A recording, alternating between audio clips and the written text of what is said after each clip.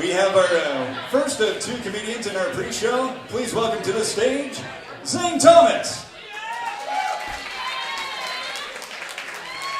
Secret Society, how are we doing? I'm gonna need you to make a lot louder than that. How are we doing, Secret Society? Nice, nice. Give it up for your host, Christopher Franklin, right? Go dude. Give it up for me and this awesome hair. Thank you. Thank you. I realize that you can't be self-conscious and have an afro. Does that make sense? Right? Because sometimes I'm walking around and I'm just like, man, I feel like everybody's looking at me. It's like, dude, they are. You look dope as shit. I do look pretty dope. So my name's Zane Thomas. I'm mixed race. If you guys don't know what that means. It means that my mom's white, my dad's black. Gone. Very good. Or mad I keep telling that joke. I don't know. It's okay, guys. You can laugh. He's not here. Jesus. I want to start a therapy group for people with black and white parents. It's called Mixed Feelings. That little thing I'm working on. That's actually not fair. I met my dad for the first time last year, right? He calls me up from out of nowhere. He's like, hey, man, how you doing? G.I. Joe? He's like, nah, man, it sounds like G.I. Joe. I was like, black G.I. Joe? It's like, nah, man, it's your father. I was like, oh, shit, dude, I always wanted to meet you. I just never knew where to find you. He's like, well, now you know. And no one's half the battle. I'm like, this nigga is G.I. Joe. I knew it. Yeah, so I was supposed to meet my dad, which is right, nerve-wracking experience. Here's the deal. I was stoned out of my mind in Atlanta, Georgia, right? Now, I walk outside my hotel to meet this dude. There's two things I realize as soon as I get outside. Number one, way too high to meet my dad for the first time. Right, number two, I don't even know what this dude looks like, right? So I'm literally walking up to every black dude who gets out of their car like, are you my daddy? A lot of maybes. I was outside for like an hour or so, and finally this black dude walks up to me, he's like, what's up, son? Wasn't even my dad, just some black dude saying what's up. Real confusing. So I grew up with my mom, which is pretty dope, grew up with my mom. She would always move us to these really small white towns, you know, so we could blend in, and yeah, it was pretty hard. If it wasn't hard enough for me to blend in, though, my mom was a lesbian and a witch. Yeah, good for her. Yeah, no, absolutely. Round of applause. That's super dope. It was Mother's Day yesterday. Love that chick.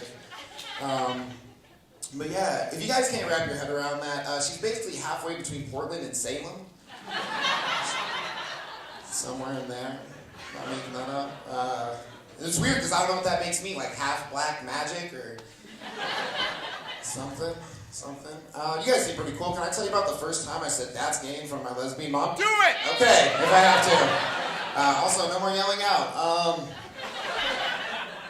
So right, so I'm like 10 years old, right? Come home, my mom's like, how do you feel about NSYNC? And I was like, that's the gayest thing I ever heard, right? Real ignorantly, no. But she said something to me. She wanted me to understand that if you use the way that somebody is to hurt them, that, you know, it's hurtful. So she says to me, she's like, how would you feel if when I didn't like something, I said, that's nigger? Right? But I couldn't admit she was right, so I was just like, Mom, Grandpa called me a nigger! Which was a lie. Huge one. Took it to his grave. Took that lie to my grandfather's grave. Literally, like 11 years later, I went to my very first strip club with my mom.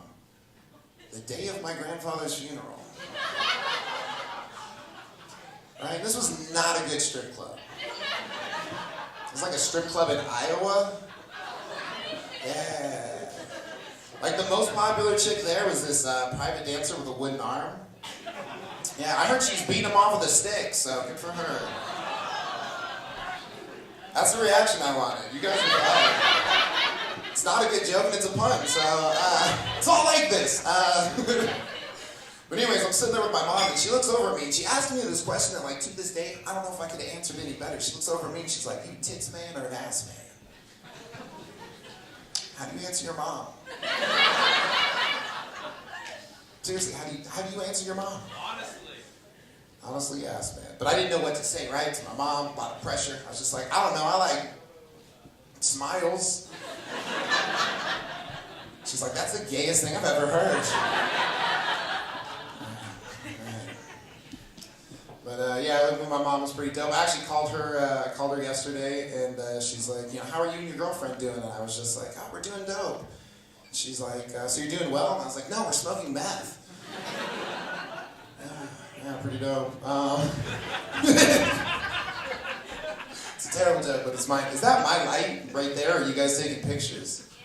Do I still have time? You still have time. All right, solid, cool. We're gonna talk about meth. So, I was living in a small town, right? And there's only really 3 things you can do when you live in a small town, right? Have sex, do drugs, or leave, right? Since leaving costs money and sex takes 2 people, did a lot of drugs.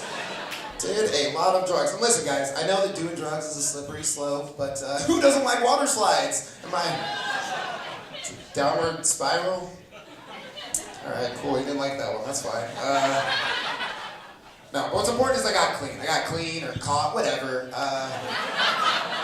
Details, really. But actually, I changed my life. I moved to China and became a teacher. It was a really cool experience. And I remember they were trying to name the school. They're like, you have any ideas? I was like, well, what do you got? They're like, well, what about kids in China? I was like, I don't know about that. I'm like, what about euthanasia? I was like, right, so I'm teaching at euthanasia, and there's these foreigners, right? And these foreigners, we're the foreigners, right? The Americans are the foreigners. There's this dude who would always lie, right? Because you don't know his past. He can say anything. He had this, he would always one-up everybody. You guys have that friend? Where it's like, yeah, I did that. This dude would one-up everybody. Finally, I call him out. I'm just like, hey, man, I used to have this one friend who would do that all the time. Super annoying. And he's like, yeah, I had 2 friends like that. That was super awful. So I did have this Chinese girlfriend, though. She wanted me to teach her how to speak English, of course, but she wanted me to teach her how to talk black. Yeah, you guys have been listening. But she wanted me to teach her how to say the phrase, "That's my man, bitch." Right? But she couldn't get the tones right, so all she ever ended up saying is, "That's my man, bitch." Now my American girlfriend says that completely unironically. So please give her a round of applause. Give yourselves a round of applause. You guys have been awesome. Thanks a lot. Zane Thomas.